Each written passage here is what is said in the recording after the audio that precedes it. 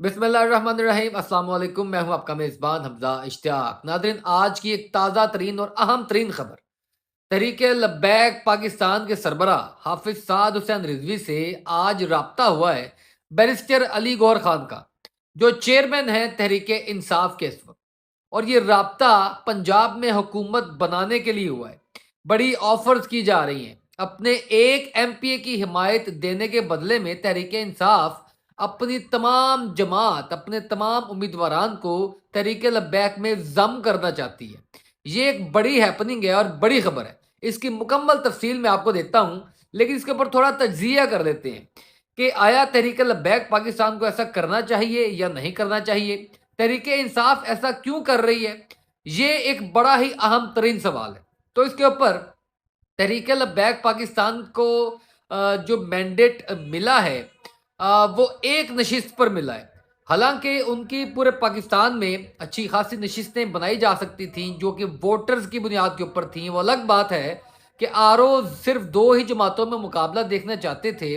बड़े लोग सिर्फ दो ही जमातों में मुकाबला देखना चाहते थे, और उनमें से एक जो है जमात को जैसे मर्जी करके जितवाना चाहते थे। अब ये हो गया बात। लेकिन तहरीके इंसाफ के वोट और मैंडेट से कोई भी इंकारी नहीं है। और अब ये अच्छी खबर है कि तहरीके लब्बैक पाकिस्तान के अमीर से राब्ता हुआ है chairman PTI barrister Gauhar Ali Khan साहब का। बैरिस्टर गौहर अली खान साहब ने जो बातें की हैं वो बड़ी अच्छी भी हैं। उनमें उन्होंने कहा है कि जनाब, गुज़िश्ता जो बातें हो चुकी हैं आप उनको छोड़ दें, भूल जाएं, आगे बढ़ने का वक्त है, पाकिस्तान को बेहतर करने का वक्त है। तो सवाल तो फिर अपनी जगह पर मौजूद है कि तहरीक लब्बैक पाकिस्तान को तहरीक इंसाफ के साथ ये इत्तेहाद करना चाहिए या नहीं करना चाहिए। तहरीक लब्बैक पाकिस्तान क्योंकि एक ऐसी सियासी जमात है जो ग्राउंड पर मौजूद है, आम आवाम की जमात है, इसीलिए तो सामने नहीं आने देती।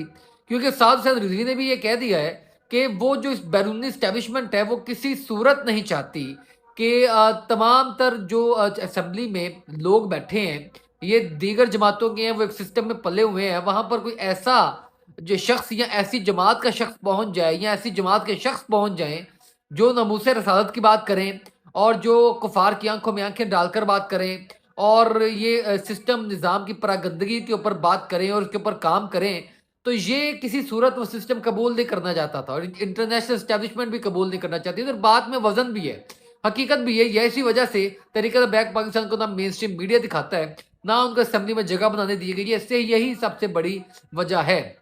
लेकिन तमाम तर सूरत हाल में अब सवाल है कि ऐसे में अगर तहरीके इंसाफ, क्योंकि उसके साथ इस वक्त पूरी मशीनरी मुखालफत कर रही है, तहरीके इंसाफ पब्लिक का मैंडेट लेकर आई है। इस वक्त बहुत ज़्यादा पब्लिक का वोट है, बहुत ज़्यादा पब्लिक उनकी पल्स में है। तहरीके इंसाफ की जो पब्लिक चाहती है उसके फैसले का एहतराम करना चाहिए, ये हम रियासत को कह रहे हैं। तो फिर अगर तहरीक लब्बैक पाकिस्तान भी उस फैसले का एहतराम करते हुए उनको ये सेव पैसेज दे देती है, क्योंकि ये तहरीक इंसाफ के लिए एक सेव पैसेज है, अगर ये सेव पैसेज दे देती है तो मेरे ख्याल में दोनों जमातें, क्योंकि पब्लिक की पसंदीदा जमातें हैं, तो इन दोनों को आपस में एक हो जाना चाहिए। माजी में जो भी हुआ वो भी गलतियां हो गई, माफिया मांग लें, तमाम काम कर लें।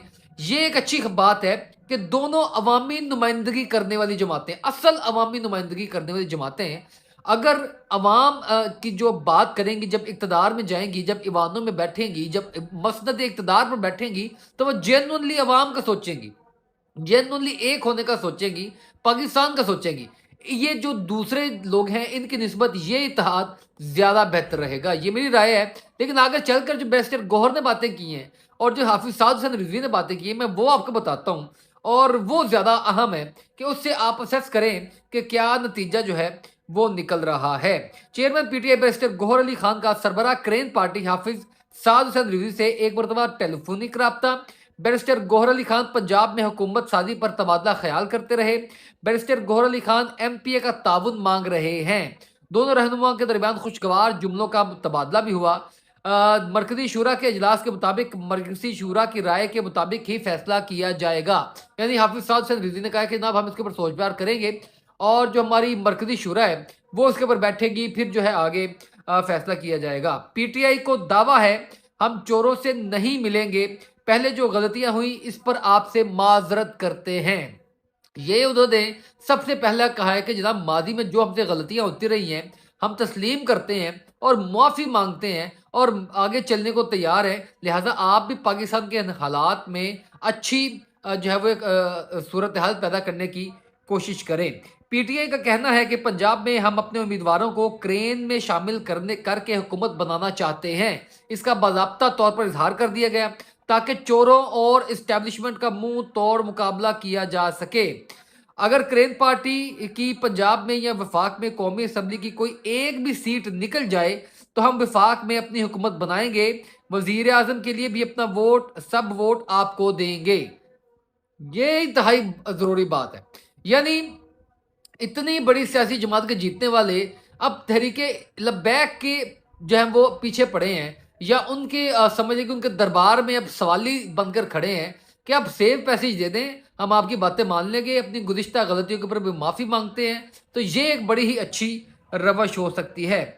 अजहर महमूद नकीबी को वफाक में NA-47 पर बरतरी हासिल है और जबकि अटक में NA-50 पर हाफिज साद हुसैन रिजवी को बरतरी हासिल है। यानी इन दो नशिस्तों में तहरीके इंसाफ ये चाहती है कि कोई एक भी नशिस्त अगर तहरीक लब्बैक जीत लेती है तो वो भी जो है वो हम उसको उतना ही रुतबा देंगे जितना कि तहरीके इंसाफ के लोगों को देंगे। हम हो सकता है कि वजारत अगर हम हुकूमत बनाते हैं तो हम वजारत भी दें। तो मेरे ख्याल में ये एक अच्छी बात है, ये एक अच्छी रवश है, करना चाहिए। क्योंकि हाफिज साद हुसैन रिजवी को जिस तरीके से हराया गया है, किसी ना किसी तरीके से इनकी जमात को हराने की कोशिश की गई है।